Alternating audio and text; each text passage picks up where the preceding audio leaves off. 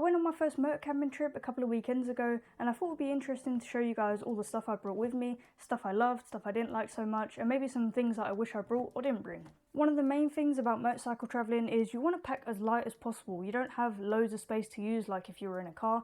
So I wanted to make sure that everything fit into this 50-litre duffel bag. This is the Oxford Aqua T50, and I love this bag. It's really great. It's fully waterproof. I've used it on a couple of trips now. The mounting system I really like. I should probably actually make a separate review on this bag, but the overview is I'm really happy with it. It's really durable too. It was actually on the bike when I crashed a couple of months ago, and you can see that it just got a little bit scuffed, but it didn't rip. It didn't even come close to ripping. It's just a really high quality bag, I think. In terms of riding gear, I was wearing my Motogirl textiles, and unfortunately I don't make it anymore. Unfortunately, because they're really good quality, they're waterproof, they're warm, and very versatile. I had the trousers to match.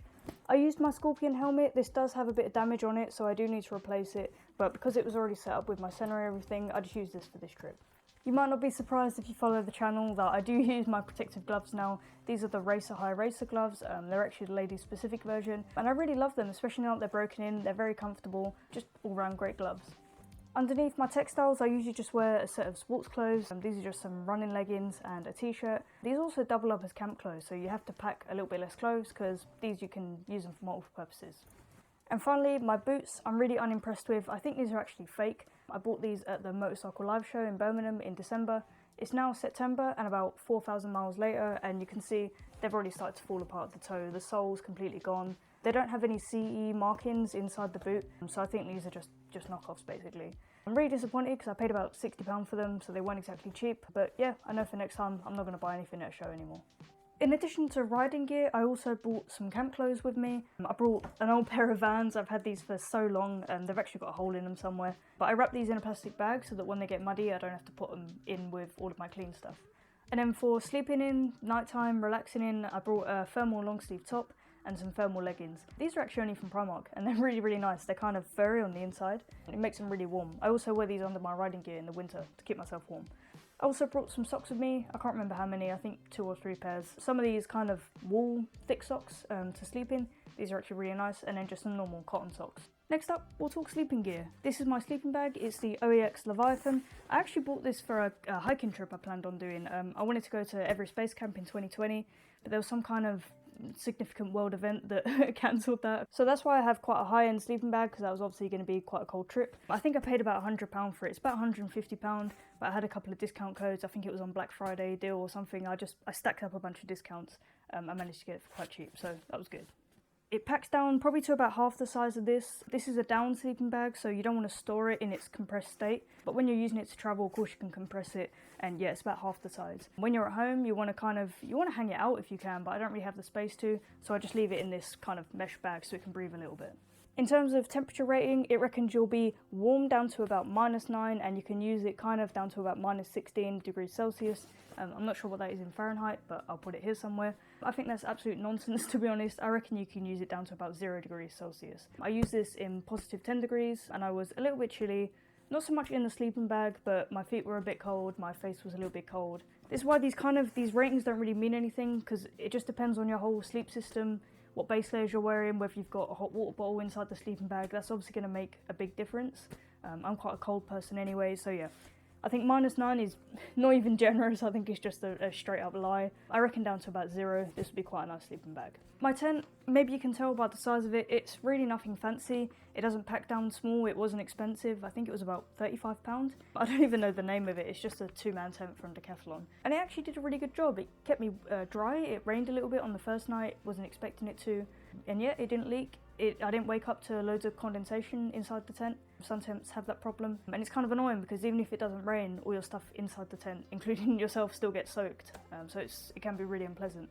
But yeah, this tent didn't have that problem. The only thing with it is it's massive. It takes up about half of my duffel bag, which is crazy. I think if I was going to do the trip again, I'd probably strap this on top of the bag so I could leave a bit more space inside. But yeah, just for the sake of this trip, I wanted to see if I could fit everything in the bag, and then I didn't have to worry about anything falling off. So yeah, pretty good tent. If I was going to upgrade anything, it would probably be this, but honestly, I've seen tents that pack down maybe half the size of this, but they're about £400 or £500, and I don't camp often enough for it to be worth it to me. If I'm going to spend £500 on a tent, I'd probably rather just spend a week in a hotel somewhere. So yeah, I'm quite a strong believer in just using what you have, even if it's not the fanciest gear. This is a tent that I have, so this is a tent that I used, and it did alright. I pretty much always use a sleeping bag liner. This is the OEX Furnace 8. And again, it reckons it will add 8 degrees Celsius to the warmth of your sleep system, which I think is nonsense. I reckon about 1 or 2 degrees. It adds a little bit of warmth, but the main reason to use a sleeping bag liner is just cleanliness. If you're sweaty and dirty inside the tent, when you get home you can just take this out and wash it. It's a little bit difficult to wash a whole sleeping bag and then find somewhere to hang it out. So I pretty much always use this, and then I can just take it out and keep it clean. It also packs down quite small, as you can see. It's a little bit bigger than my hand. I could probably get this in a compression bag and squash it down even smaller. I just haven't bothered to because it's already quite small. One piece of gear that unfortunately I don't have with me is the Trekology UL80. That was the inflatable sleeping pad that I used, but unfortunately it was leaking when I used it, so pretty much as soon as I got back from my trip I sent it back. It's a bit of a shame because a lot of camping YouTubers rave about that being a really good budget sleeping pad. And it seemed pretty good. It was a little bit narrow for me. I'm not a very broad-shouldered person, and even I was hanging off of it. But other than that, it did a decent job keeping me comfortable, keeping it warm. If it wasn't leaking, I probably would have kept it. Maybe I'll even buy another one for the next trip. For cooking and eating, I didn't actually bring that much. I just brought this pretty much.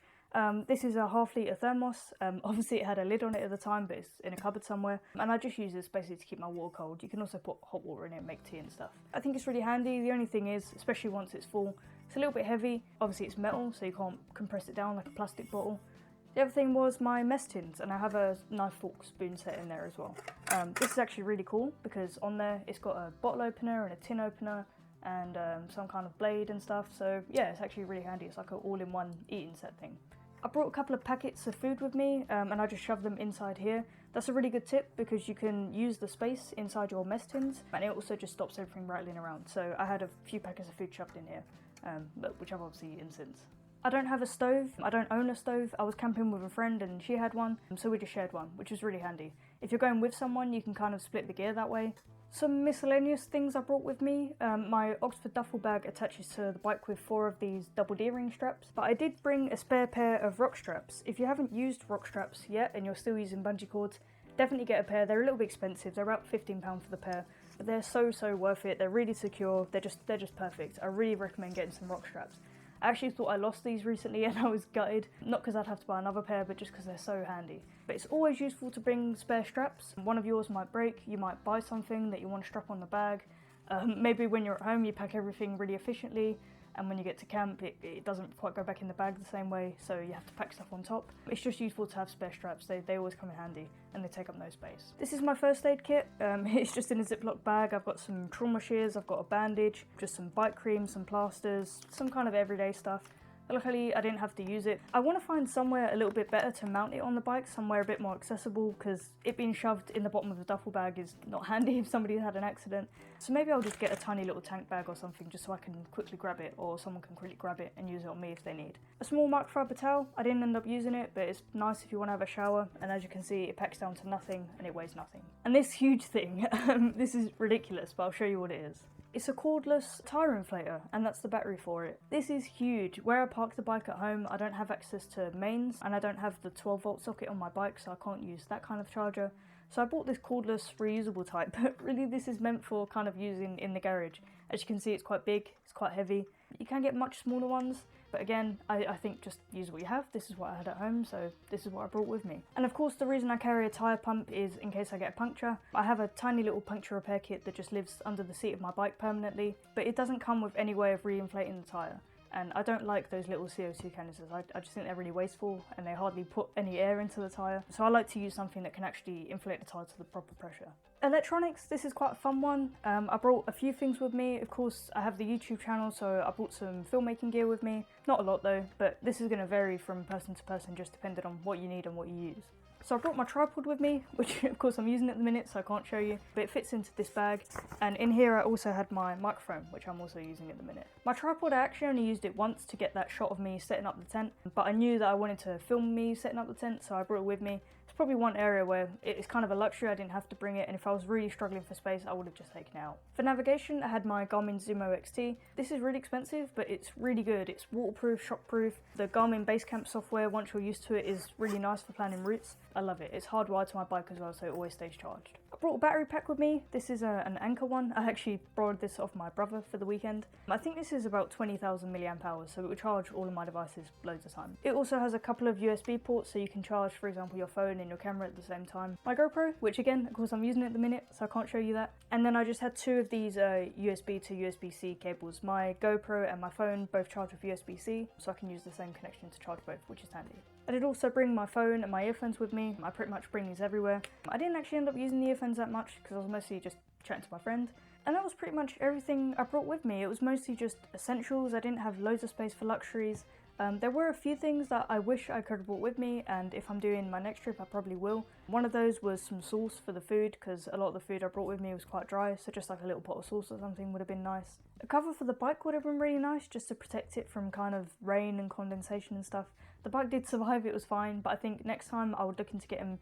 There's Oxford do one called the Umbratex, where it basically just covers your handlebars and your seat. It's like a half cover, and that pack's down quite small because there's obviously half of it. So I might look into something like that. Some kind of lantern for inside the tent would have been nice. I have the torch on my phone, of course, but that's like directional light. It would have been nice to have a lantern that can sort of light up the whole tent a little bit so you can see what you're doing. And finally, a pump for the sleeping mat. I mentioned this in my last video. Blowing it up manually, it takes ages, it makes you dizzy. If I had a space for a small pump, I would have brought that. So that's pretty much it. I don't think there's anything I brought with me that I didn't end up using or that I wish I never brought with me. I guess the tripod could have stayed at home if I was really struggling. The tent could be a little bit smaller. But other than that, it was pretty good. I'd be happy to use the exact same setup again, provided I had someone with a stove, or I'd just go buy a small one. Hopefully that was useful information to you guys. If there's anything you think I should try out for next time, let me know in the comments. In the meantime, safe riding, and I'll see you in the next one.